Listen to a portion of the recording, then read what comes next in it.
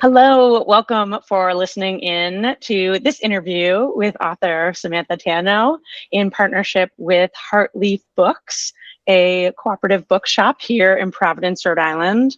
I'm Lauren Goldberg. I am a friend, also a Providence resident. I'm the founder of Lauren Goldberg Coaching, and I met Samantha a few months ago. I was introduced to her by her wife, actually. And we started following each other on Instagram. And I posted a photo of me with my cat on my lap and was watching a soccer game in the background. And Samantha reached out to be like, oh, like football? You like football? Like, what teams do you follow? And so we hit it off and we've been friends ever since. When we got coffee a few weeks ago, she was telling me about the book that she has written and is about to launch on August 1st. And I was just so amazed and inspired by her story that I was like, please, will you let me interview you? I just feel like this story, this just needs to be out in the world. And so I'd love to interview you if that's okay. And she said, yes. So that is why we are here today. I'm so excited to be with Samantha Tano, trans autistic, ADHD author and artist based here in Rhode Island. I would love to have Samantha introduce herself and give her a little bit more background about who she is and how she got here. Yeah. Hi. So yeah, my family and I are new to Rhode Island. We moved here last year. Um, we moved here from Colorado. We had been there for about 10 years, or at least I had. And my stepson, he needed to be on a coastal area to study marine biology, and he got into University of Rhode Island. So we just said, well, let's just make a big move. And we love it. It's very great. Um, but before that, I'm originally from Alabama and have moved all over the country. Um, so this is, the fifth state I've lived in at this point. Um, but we've been here for over a year now. So it's been really lovely and met a lot of lovely people.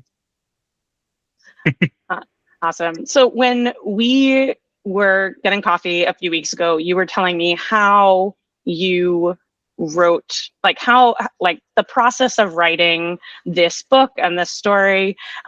So can you tell us about the book, and can you tell us about the story, like the process for writing it? Well, I guess I should have started with I've been writing for pretty much my whole life. I started writing on uh, not like a mechanical typewriter from my dad's office.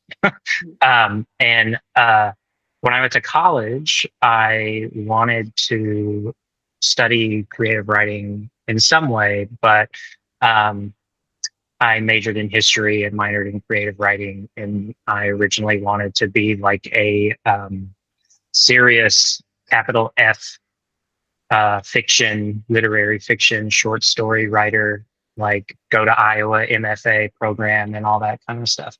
And that really wasn't after college. I was kind of like, that's not really actually what I'm into so much. It felt very stodgy and kind of gatekeepy, especially after I came out as trans. It just kind of felt like that wasn't the community I really should be looking to be a part of. But I also have a background in journalism. I was a newspaper reporter, and then I was a development editor for other people's books. So I've kind of been in and around things, writing and other people's writing for my whole life. But during the pandemic, I got laid off from my full-time development editing job. And I finally just kind of said, I'm going to sit down and write because I was previously focused on like short stories and stuff, and they were a little easier for me to write while also working full time and all that stuff. But having like the misfortune of being laid off and having a lot of time on my hands in 2020, I decided to sit down and write a book. And I wanted to write a sci-fi novel because I love sci-fi. And so I just kind of like um, came together with all these inspirations of various things that I like. Um, and it's a very genre blendy. So in 2020, I was laid off in the summer and decided to sit down and write a novel. And at that point, I was not out yet. And so I kind of was like, I've never written anything with like a female protagonist. And so that was kind of my mission, was to just kind of do that subconsciously. Didn't know why at the time, but so yeah, I actually have a book. It's called In the Valley of Shadow. And yeah, the first it's a sci-fi western blend genre, very heavily influenced by things like Star Wars and anime like Cowboy Bebop, Firefly, TV show, um, the like gritty Sergio Leone spaghetti western movies like Clint Eastwood and stuff like that. That's kind of the vibe, I guess.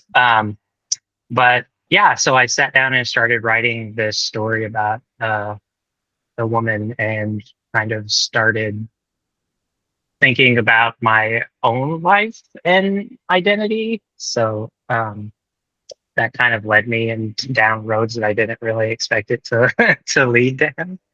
But I did finish. I finished it, and by like the end of 2020, I had like a draft and did all kinds of things and debated on whether I was gonna like do traditionally published stuff, because that's kind of where like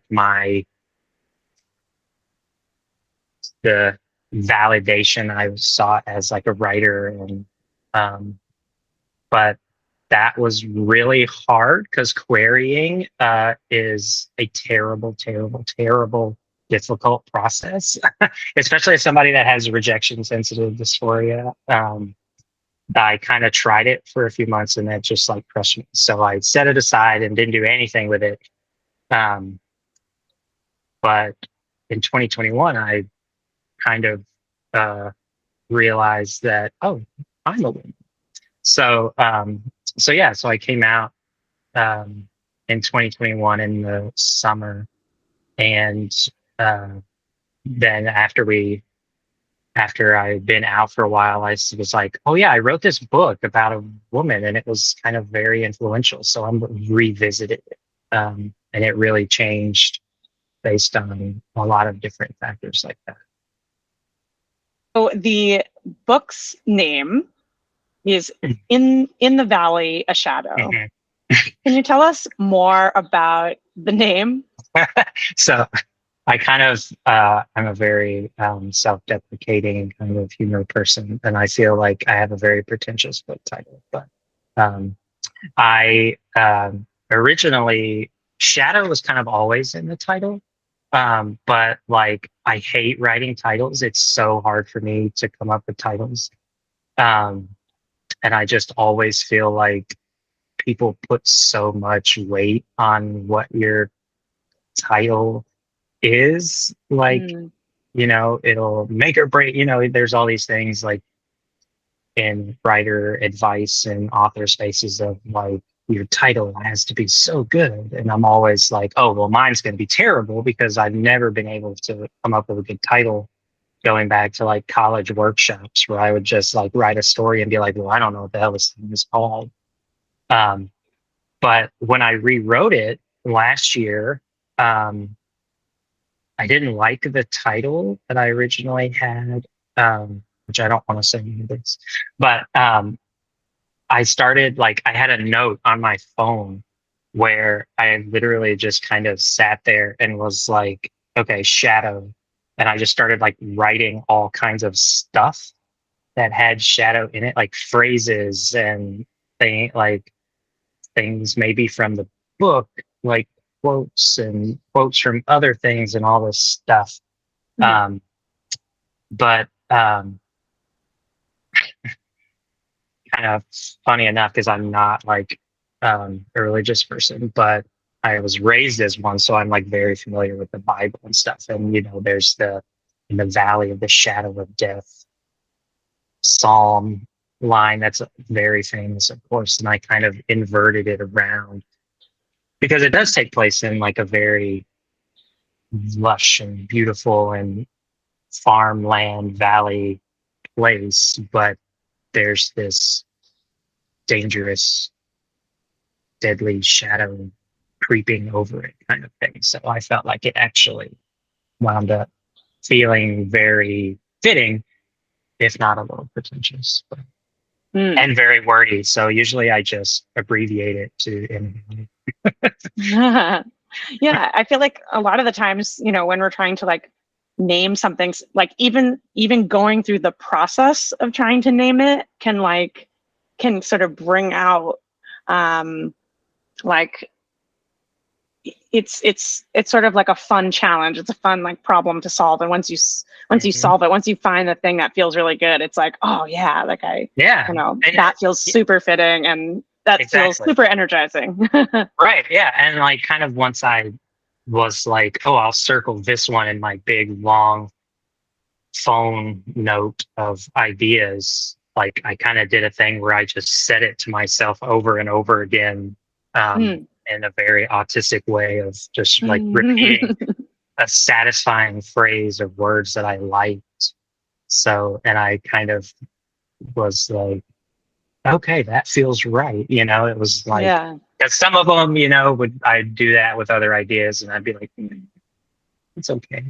Yeah. But No, I mean it turned out like super badass in the valley, yeah, a that's kind of shadow. my, Like, I know, yeah, that's just kind of my hopes is that it conveys some coolness.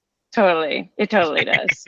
So speaking of coolness, I would love to hear more about the main character, Alix. Hmm. And so you said when you first wrote the story, Alix was a woman. Hmm. And then Yes, when you rewrote the story, you made Alix into a trans woman. right. So, yes, because my plan was I saw it in 2020 as in the closet trans woman, Mm. as a challenge to myself as a writer to write a female character, um, which sounds so offensive. But seriously, I mean, I was just like, this is a thing I've never done because I was always scared to get it wrong and, be the man that like wrote a terrible female character. Um, so she was just a badass woman, and the more I kind of like was in that headspace and putting, it's kind of hard not for me to not put myself into like main characters, especially from like a literary fiction background where things are very, they're not plot driven. The conflicts are very internal. Mm. So it was hard, I'm kind of like projecting myself onto her and realizing just how much there was there.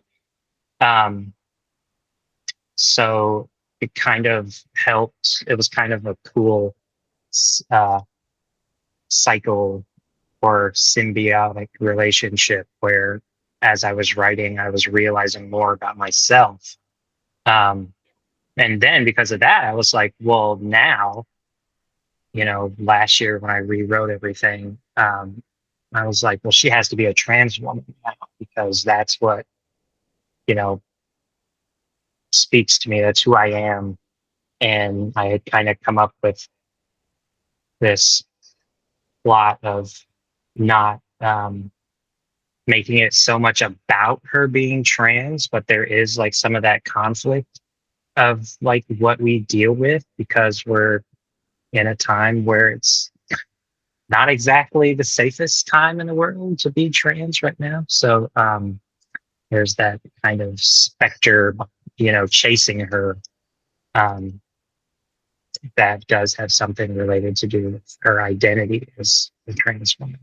Hmm.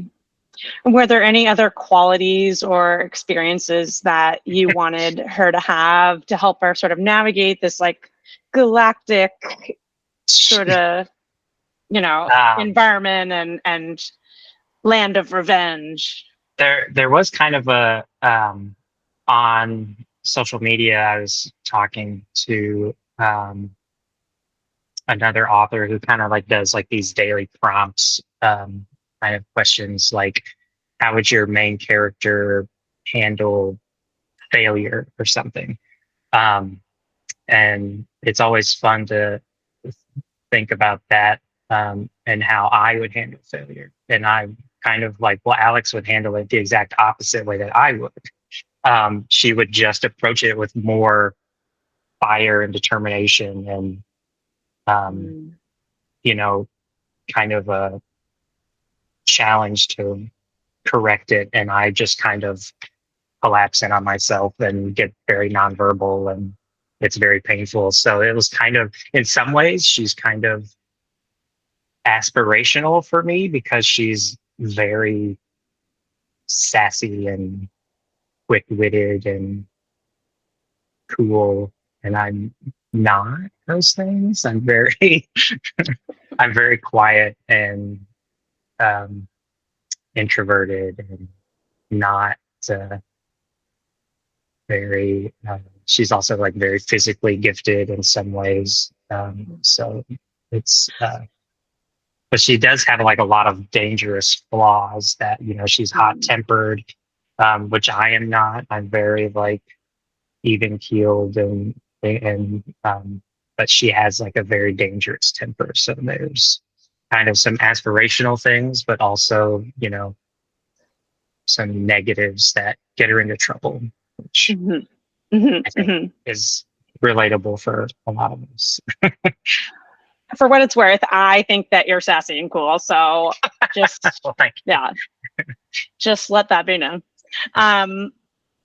So you actually had someone reach out to you, a parent reach out to you, asking, is this book appropriate for my kids? So what would you tell other parents who have the same question? Yeah, so it's definitely it's not a YA book. It's not in that genre. It's definitely like an adult novel. But I don't she reached out to me on Discord because her teenager was questioning their gender and she wanted some representation for them. And I thought that was really, was just like blown away by that. But it's the violence is there, but it's like very stylized Star. That's kind of how I explained it to her. It was like, well, if they watch like Star Wars or a Marvel movie where people are,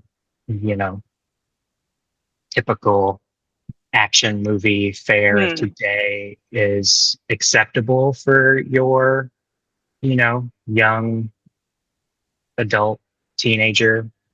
I kind of described it as like a PG-13.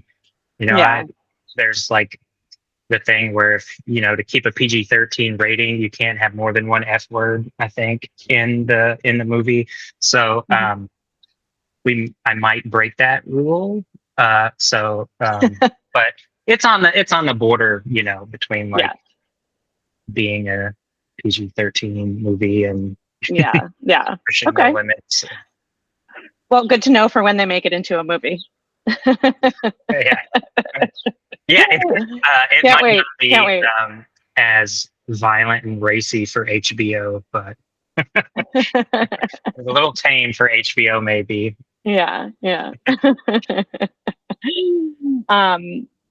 So you talked about breaking the rule, like breaking the PG-13 Yeah. rule. And so, speaking of breaking the rules, that was something that you mentioned to me a few weeks ago. Was that like when you came out as trans, it felt like you were sort of breaking this like societal rule. You're breaking Mm. this rule, and it made you question what other rules are out there that are meant to be broken. Mm-hmm. And so I'm curious how that's come out in your life and how that has come out in the book and the story. Yeah, could you tell us more about that? Yeah. Um, the so I was raised in a very high control religious environment in the South, which I don't think is that much of a surprise. And so there was no framework, there was no language for, you know, gender being a construct of society. Um, and, you know, or your sexuality, like that was just not even a thing known to me until um, I managed to get away from that, just that environment and go to college. So I'm like the classically brainwashed, like, like college brainwashed you kid. And that I don't want to like give things away in the book, but um, this like system that we have today where, you know, like trans people, we are like daring to break the like gender norm that is like people don't want to accept that it's societal construct. Like gender is not biological, it's not immutable. Um, and that's kind of where that's kind of a thing that Alix is running away from. Um, put it that way. She does have a past that's where, you know, people, their gender is considered immutable. So um, we kind of have like, I kind of like envision my background and the way that society is trying to force you to view gender as like this strict binary immutable fact, as a creepy sci-fi futuristic what if, you know, kind of like pushing it just a little further. um, and I actually had somebody that has read an advanced copy kind of talk about like you know, her background is very unsettling and at the same time feels realistic as Mhm. like a eventuality of the forces in our current world that want things to be a certain way. But yeah, like coming out as trans, that was like like to me, that felt like the ultimate breaking of the rules that I grew up with. Um, you know, like beyond just not being a Christian person or, you know, not voting the right way as my mother and father would, but like this, like fact of this law of nature is kind of broken. And especially as like an autistic rule follower, where there are certain rules that are very hard for me to break, you know, it's kind of, once I broke that one, it was just kind of like all sorts of other things, um, you know, are put into a different light of what you can do and question, you know, so it was very kind of like a breaking of the dam kind of thing where it's very freeing. And I think everybody should have the safety and freedom to question their gender and sexuality. Um, and I think and my world is very, like in the book, the world is very much, it's like I said, it's not a story about Alix being transgender. You know, that's not the Mhm. central conflict of the book. And it's not like she's in this transphobic world beholden to this transphobic system, because so many books about us are about that and like the trauma that we've been through, go through. And, you know, I think there's a lack or at least in my short experience, there's not a lot of stuff out there written by trans people with those characters where we're just there. We're just living our lives, living our lives, being a part of the world, and people aren't treating us as some bizarre other group. So while she does have the past kind of like creeping back into her life to bring that conflict forward, that is not the conflict. It's very much just kind of a personal journey of her getting herself into a little bit of trouble. With, trying to decide whether to run away from that past or fight against it. Yeah. I appreciate everything that you just mentioned, and especially like in representing marginalized characters from marginalized groups. It's often the portrayal in the media is their like why they're different or why they're whatever othered, and that's like one of the main parts of the story. And so I think that that's very common. Like I think about how disabilities are portrayed in the media, right? How like the problem is their disability, whereas that's that's not how we people with disabilities want to be portrayed. Like we're just living our life. There are so many other ways to thrive in this world than just being like able-bodied, and it's like, if you even believe in that term, right? Like being neurotypical or able-bodied is like that's not the only way to be. That's not the right way to be. And being not that should not be the main conflict in the story. Right. So I totally see where you're coming from there.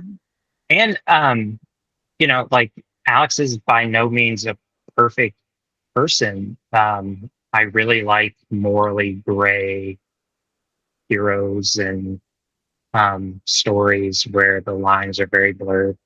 And I'm sure there are many things that she does that people would probably say, like, you could argue this is like morally bad, especially with how she has such violent tendencies and gets kind of like tunnel visioned and becomes kind of like a ball of rage. But that's more of the conflict, is her personality creating a larger problem that she has to deal with. And there are other characters that kind of are encouraging her to change, kind of presenting that idea of like, you don't have to be this way. But it's a lot more. I didn't want her to be like not only just the Mary Sue kind of stereotype, but trans people, queer people, we're all flawed people. None of us are perfect, and there are some. I didn't want to write a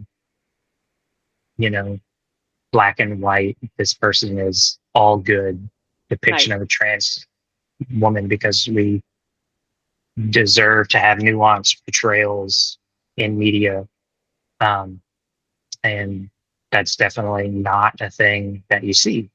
So I feel like that's what makes characters more relatable and also entertaining, right? Like they're making these mistakes and they're sort of like getting into these conflicts and partially like or fully brought those onto themselves somehow. Exactly. And that's kind of like it. That is a lot of like our own lives. And when we do something and fuck up or say something that like we wish we could take back, right? Like that's just like a Hmm. human, just like a very human thing. And so Yeah.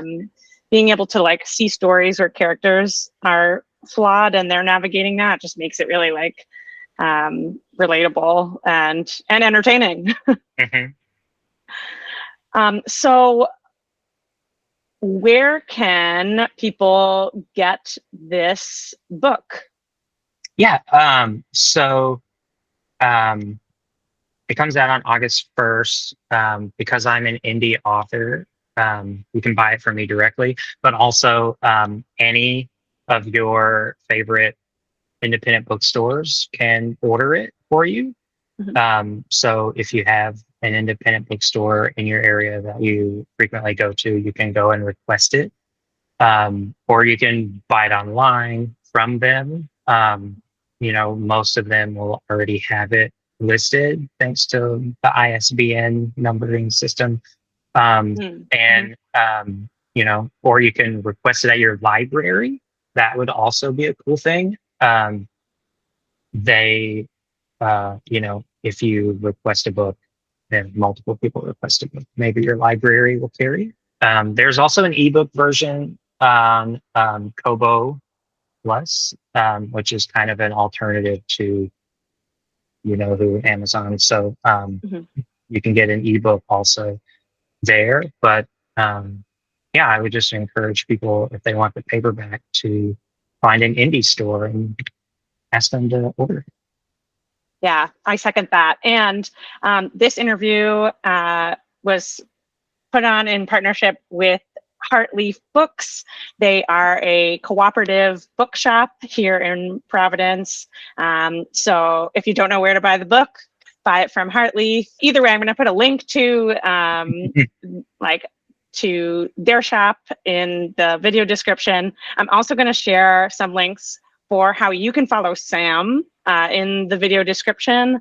And yeah, so excited to read the book when it comes out on August 1st. I've already pre-ordered mine, so super Yes, you have. excited. I know that. Yeah, and I saw your name and your order and things. So Uh, thank you.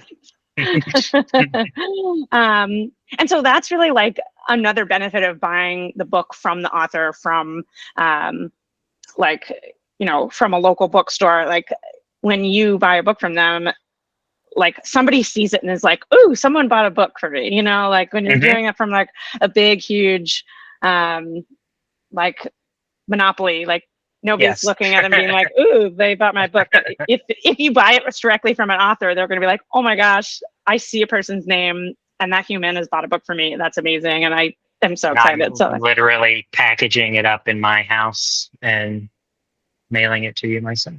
Um, and yeah, I have a thing coming up. Also, another thing at the beginning of August, and I was going to have a signing at Heartleaf probably later in the month. Not sure what the schedule will line up with yet, but outside of Rhode Island or the Providence area, I do have a signing on the 18th at Tatnook. So if people follow me on social media, I'll obviously um, post about those things so people can meet me in person, get me to sign their book, yeah, buy a book from me in person, yeah, stuff like that. that would be awesome. Yeah, so we will post more um, about those book signing events with Sam. And I just want to thank you, Sam, for agreeing to do this because I just was so happy that we met and became friends. And in a world where, a lot of the messages, like, a lot of the messages that we internalize keep us from being our authentic selves. Like it feels so refreshing and so like, yeah, just super happy to be friends with somebody who is stepping into their own Hmm. authenticity. And I think that like authenticity is actually the answer to a lot of our problems, a lot of our challenges in the world. And so Hmm. it's really awesome to like witness that as your friend and to share your story. And yeah, I'm just giving you virtual hugs. Thank you. All right. Well, thank you everybody for listening in. And yeah, check out our links. Go buy the book, In the Valley, A Shadow, and enjoy your day. Thank you.